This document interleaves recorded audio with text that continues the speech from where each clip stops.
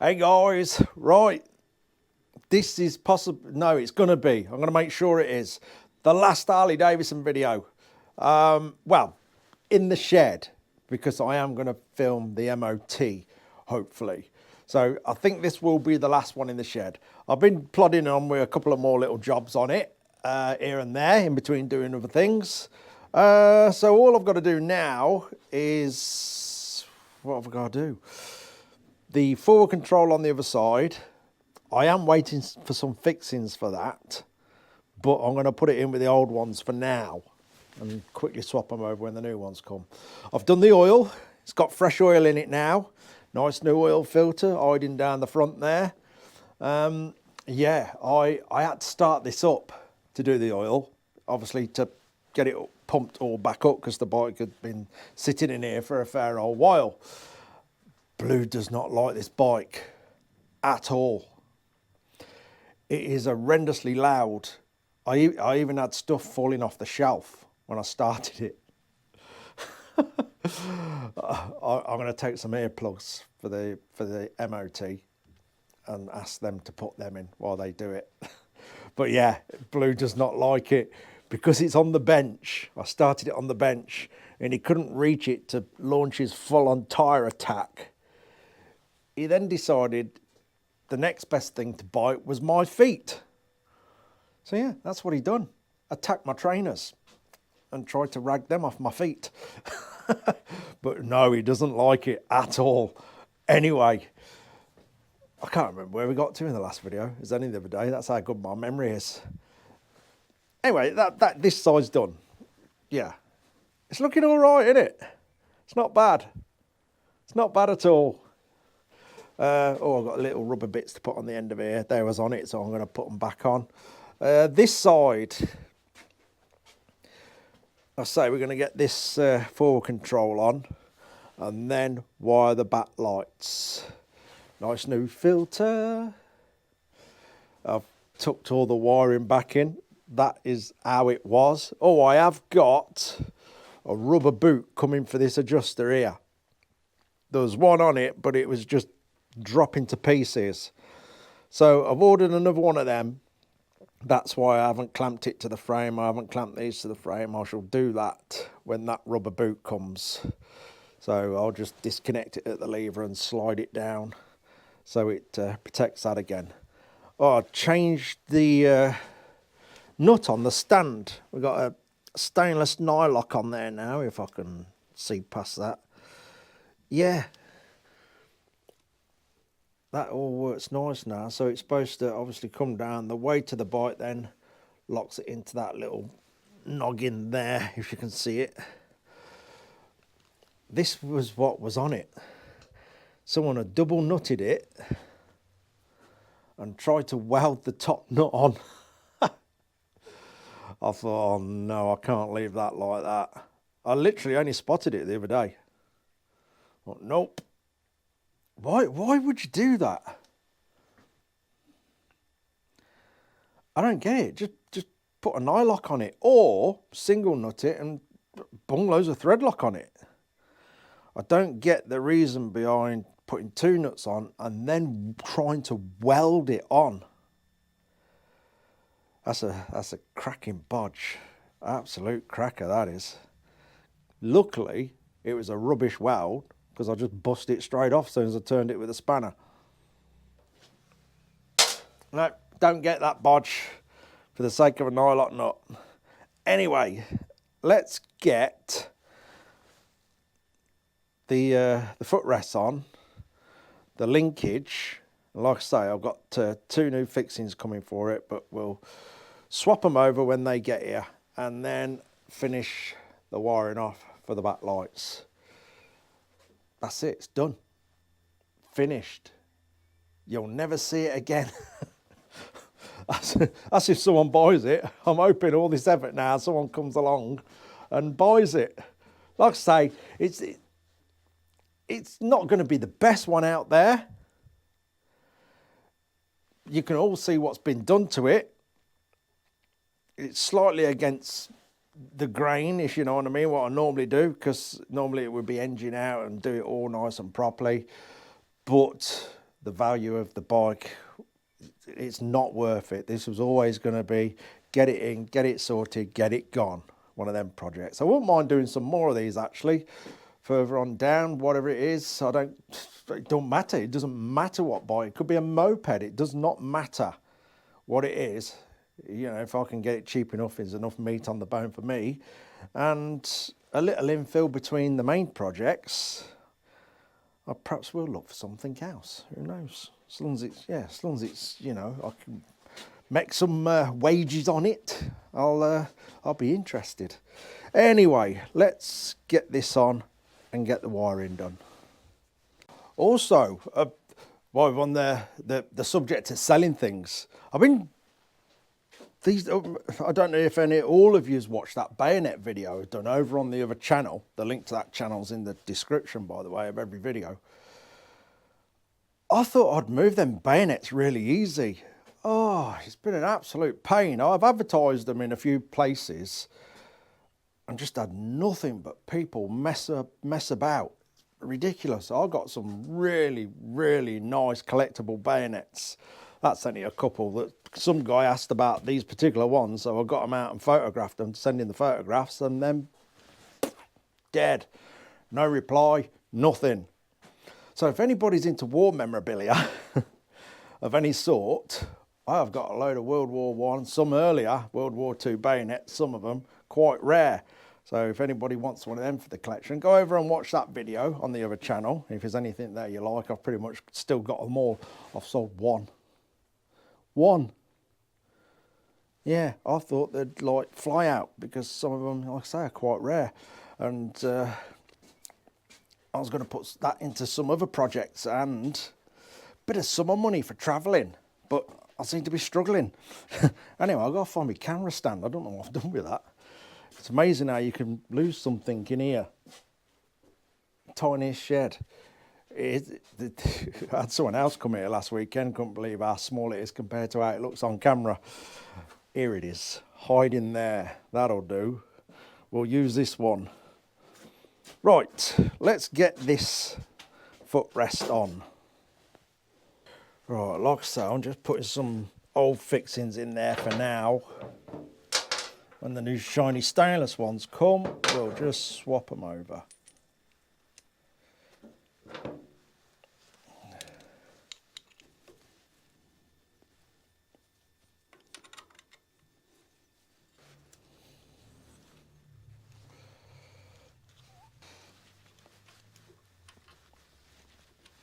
That's it. I mainly just want to get it on to get the rod on and sorted, and then we'll just swap them out. Right, where's that rod?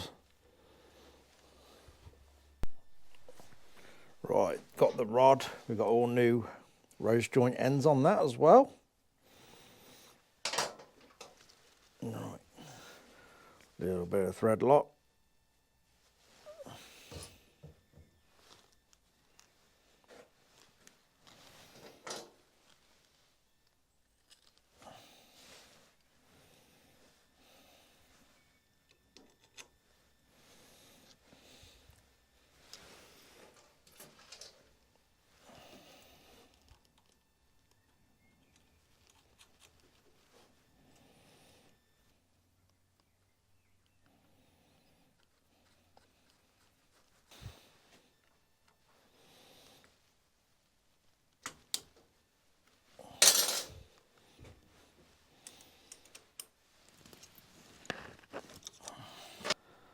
I think that's it.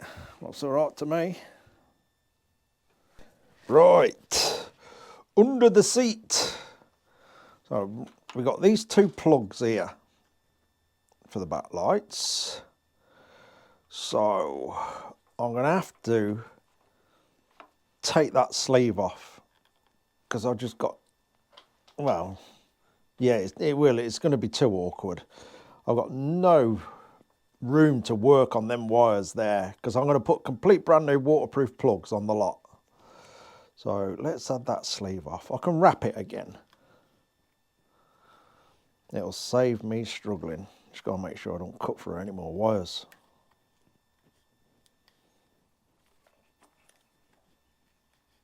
Easy does it.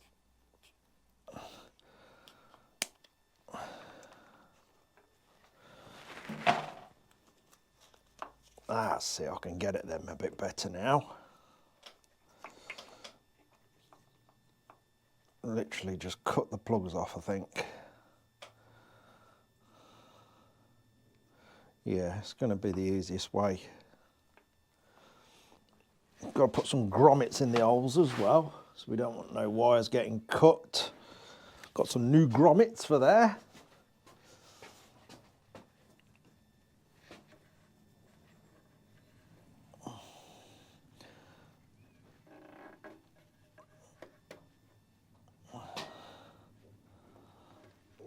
Get in. Has that gone in? There we are.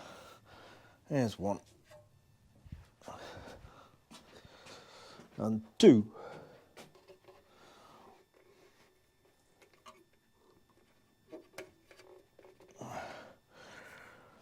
Right, let me make sure I've got plugs. So the 4 wires on each, I do believe. 1, 2, 3, 4, 1, 2, 3, 4. I'm just going to double check I have got 2 4-wire plugs. Right. That's 3.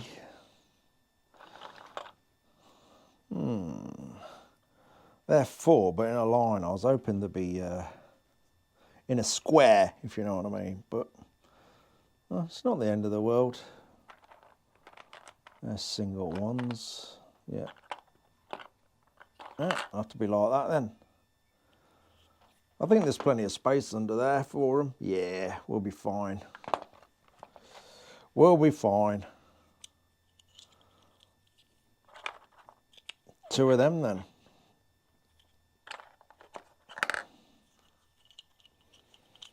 Right, I'm going to put that down because I absolutely don't want to drop that with all them there. It took me 6 months to find them all. Right, I've changed my mind slightly on the plugs because I had a sudden thought. If I go and put these, if I go and put them on, if somebody has a problem with these indicators or anything on the back end, or needs to remove the mudguard or anything like that, they're going to have to cut the wires again, because they will not get these plugs through these holes. And that's, yeah, that's a bit wrong, isn't it? That could be a real headache for somebody in the future. So I'm going with these. Not quite as good as what I was going to use, but they're still okay. They still work. It's still a plug. These aren't waterproof anyway, from what I can see. I don't think they are. No, they're not. So I'm going to go with these. I've just checked, and they do go through, back through the holes. So that's what I'm going to do. Replace them with these. Let's just, I've stripped the outer sleeve back a little bit. Need to trim all them off so they're the same size. And then we'll put a bit of a sleeve over there to tidy the outer sleeve up a little bit. About there. Where's the burner?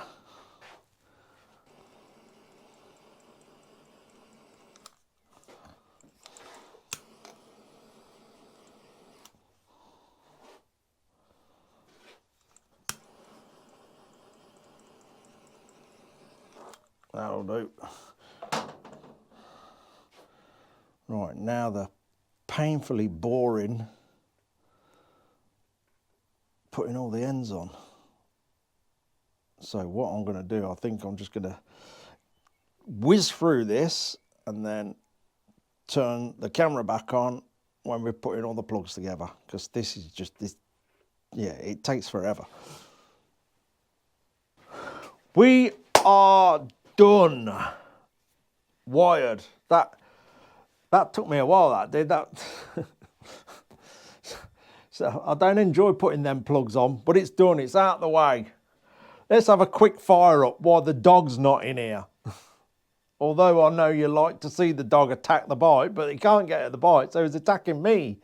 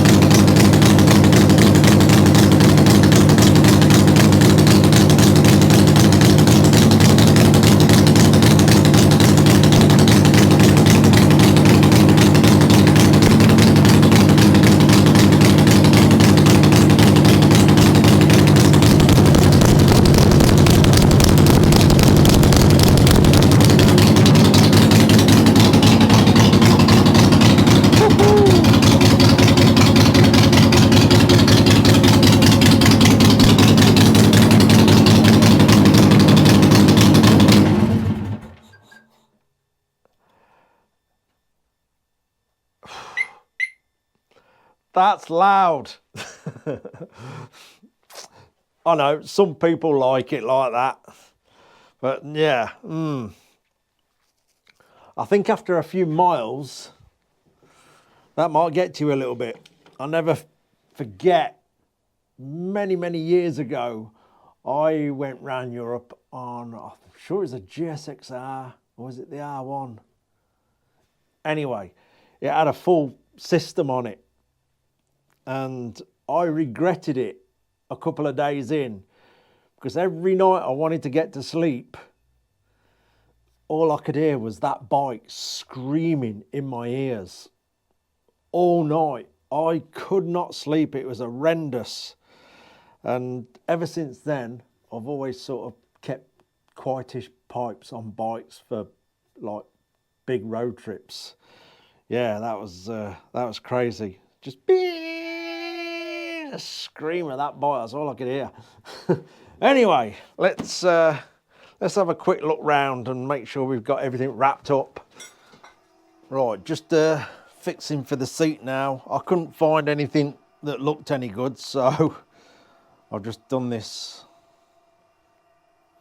little brass bit that sinks into, and that should hold it all together.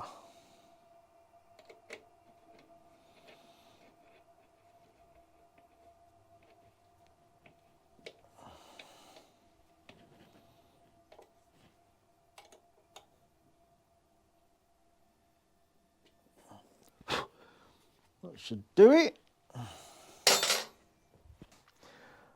We're done. Yay! We are done. Well, I've just got to bleed the brakes, but that's not, I'm not going to bother filming bleeding brakes. So I'm going to do that tomorrow. It's now Saturday late afternoon-ish somewhere. No idea what the time is. But tomorrow I'm just going to have one of my sort of tinker around days, this and that, and clean this shed up, ready for Monday, and maybe a bit of gardening, lawn mowing and all that terrible stuff. Anyhow, I've actually just looked back at some of the footage that I've done today through this tiny little GoPro screen, and them back lights look orange. They're not. They are red as red can be. So yeah, that's LEDs and cameras do some crazy things. They're probably flickering as well. That's an LED thing, and cameras. I don't know why. It's something to do with the frames per second. I have no idea. So they probably look orange and they're flickering, but they're not. They're red and they don't flicker. I thought I'd put that out there before I have a load of people telling me your lights are orange and they're flickering. But it's hard to see on the back of this GoPro screen. But yeah, we are sorted. I'm going to, obviously, I'll bleed the brakes tomorrow. I'm not going to film that. I'm going to call that a done. It's done. That's the last of the videos of the Harley in the shed. The next video on this will be MOT and we will take it a little ride. But it's as good as ready for sale. It is. Whew, I'm very surprised with how it's come out. I've got to say that, considering, you know, how I've done it. You've all seen how I've done it. I've not really stripped much out of it, to be honest. You know, I know the front end come out and stuff like that, but it's come out, I would say, respectable, which is surprising. It is. I'll say it was a bit of a mess. Yeah, I'm pleasantly surprised, really, with how it's come out. And it's only done 21,000 miles. It hasn't done nothing. It's just the fact that it sat outside for a while under cover. That was its sort of downfall with the coatings, really. But apart from that, it's done nothing. 21,000 miles for a bike of this age is absolutely nothing. So somebody is going to get a bike that should last them a long time, I would have thought. And, you know, like I say, it's not absolutely showroom condition. So you could just get on this bike and go and have some fun, go and ride some miles, you know, without crying if it gets another little chip somewhere or another speck of dirt on it. You just get on it, ride it and enjoy it. And it will be all ready with 12 months MOT. Anyway, it's I've got to say, I've enjoyed it. There's been a few little bits sort of, I've been a bit like that with, but most of the part, I've enjoyed doing this little side project. And like I say, I wouldn't mind another one. It's a nice little sort of infill, you know, when you're waiting for parts for the main projects, or you just want a little bit of a break from the main project. Sometimes, you know, having a tiny break from a massive project helps a lot. And having something like this Harley about, it is perfect, because obviously we will always have big main projects on here. So having something like this is a nice little infill. It is. Yeah, I'm very happy, very happy. It's come out all right. At least it's all black again and we ain't got nothing flaking off and rust showing and things like that. And surprisingly how the engine came out. That was the most surprising bit for me, how we got that blended. I know this panel's a little bit sort of lighter, but it will weather, it will darken off, that will, or dull off. You know, I sprayed that a different way, so, but it is a lot better than what it was. But we've done a fair amount to it, I guess. We had everything, quite a few bits powder coated and cleaned quite a lot up. You know, we've redone all these brackets at the front, all them were powder coating. We've had a scattering of new fixings. We've done all the front end. If you remember, all this bottom yoke were flaking like mad. So all that's done. The only thing, I haven't popped that cap in yet until we've got the MOT done, just in case I need to adjust the light. So I want to pop that cap in and not have to fish it back out. Oh yeah, well, it's got a couple of little dings in the tank, but nothing to cry about. Like I say, it's going to be a usable bike. Just get on it and do some miles. A lot cleaner than what it was.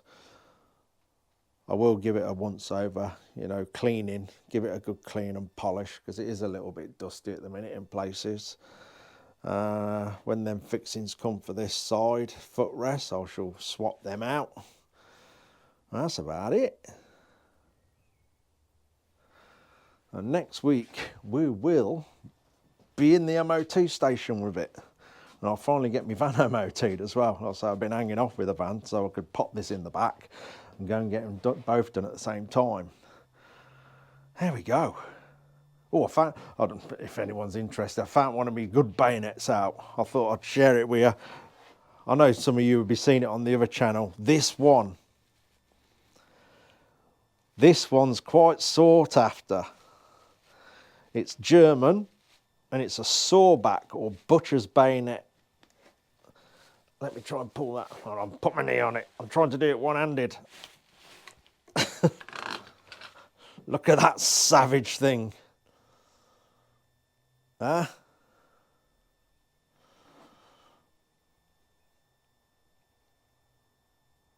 Yeah.